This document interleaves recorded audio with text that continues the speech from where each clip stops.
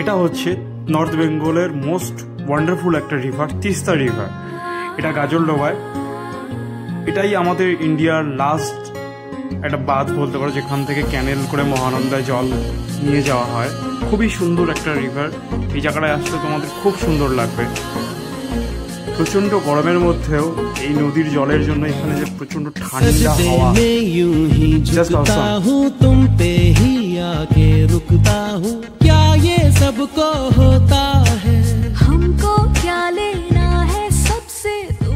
সামনেই যে দোকানগুলো দেখতে পাচ্ছ, এখানে নানা ধরনের খাবার পাওয়া যায়। সব থেকে যে খাবারটা এখানে খুব ভালো লাগে সেটা হচ্ছে চিংড়ি মাছের চপ, চিংড়ি মাছ। এই জাস্ট ক্যানেলটা আমরা ক্রস করছি, এই ক্যানেলটা দিয়েই মহানন্দাতে গিয়ে তিস্তার জল ছাড়া হয়। সামনেই মেইন ব্রিজটা,